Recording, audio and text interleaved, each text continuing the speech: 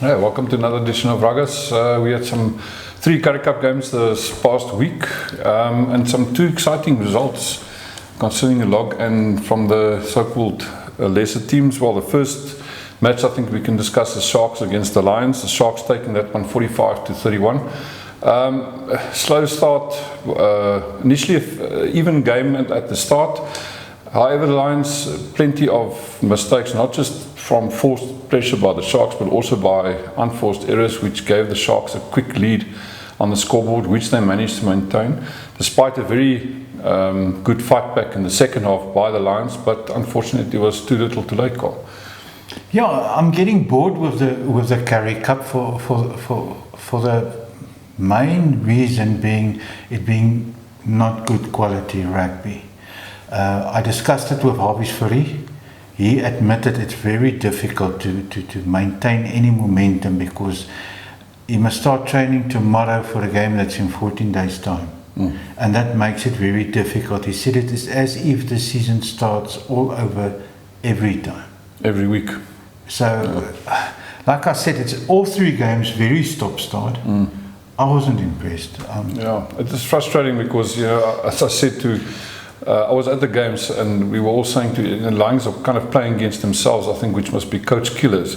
But that being said, a high scoring game, but still, you know, the basic errors by both teams not easy to watch. Yeah, too many mistakes. Too many mistakes. The other match was Western Province against Griquas taking that one 22-20. Yeah, back-to-back wins, I must add. Three wins in a row. 3 wins in a row against Province. Province. They've beaten Province twice last year, and now this year the first time. Again, a very stop-start affair. I think Griquas deserved a bigger scoreline. Lionel Zas scored in the final seconds of the game to make it a lot closer. But Griquas doing well. I mean, they're doing the things that they must do 100% right and everything. We knew exactly what they're going to do, when they're going to do, and still Western Province didn't have any answers. And 2 of those tries were forward driving maul tries. Yeah. So it shows Griquas strong forward pack. No, they've got a very good forward pack, although in the first 30-40 minutes, the scrum of Western Province were the more dominant of the 2. But like I said, it's just great work for Pieterberg. Really great that you know that they've beaten the Stormers for 3 games in a row. And that's all basically, you know what, I try to, and I'm still trying to compile a team of the Currie Cup. It's almost impossible because there's positions there that there was absolutely no outstanding players. Yeah, I think Vincent Suzuka's return to the Lions made quite a difference, if I may add. Yeah, Vincent played well. His brother also played well. There's here and there's good players or good performances, but nothing to shout home about. Yeah, no, not really. Yeah. Pumas against the Cheetahs. Cheetahs taking that one 28-17. Yeah, I feel sorry for Jimmy because it seems like last year everything went right for him. This year, nothing. Apart from the first win against the Lions with 50-odd plus points at Ellis Park, nothing is going right for Jimmy. Yeah, it's frustrating because we really enjoy watching the Pumas, specifically because you say they did so well last season. But let's see what this was round 2. But let's see what lies ahead for the Pumas. Yeah, so there's in round 2, that shows you how close the teams on round 2. There's only 2 unbeaten teams left. That's the Sharks and the Cheetahs. Both are playing very good rugby.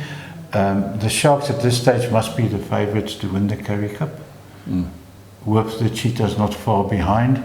But it's like the bounce of the ball decides the outcome of these games, and it's not how it's supposed to be.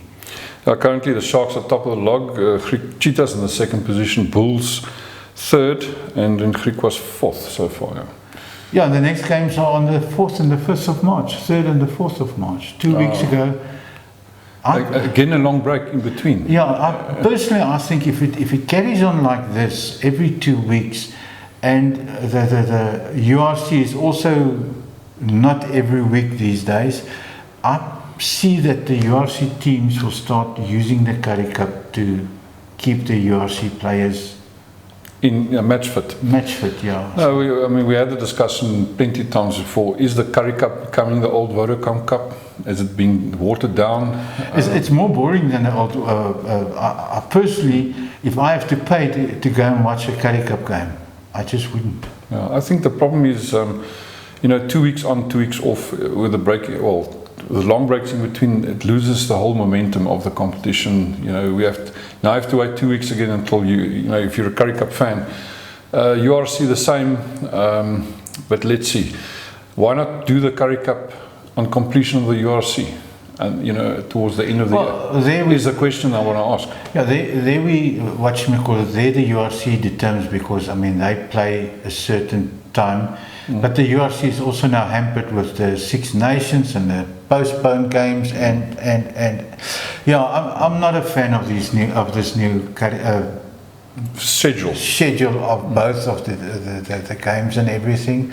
Like I said, I'm a little bit bored.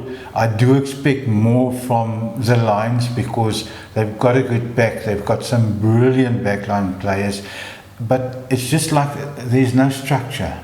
The only teams with structure is Griquas, the Cheetahs and Pumas.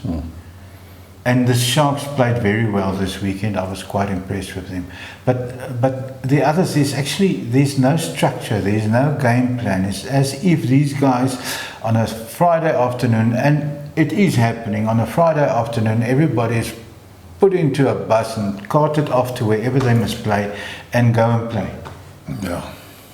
I don't know if we must look at the coaching staff. I don't know if we must look at the players, the commitment of the players. It's just, I won't pay 50 Rand to go and watch a Currie Cup game. Not at this stage. Anyway, till the next round of Currie Cup matches in a little while. See you next time. See you next time.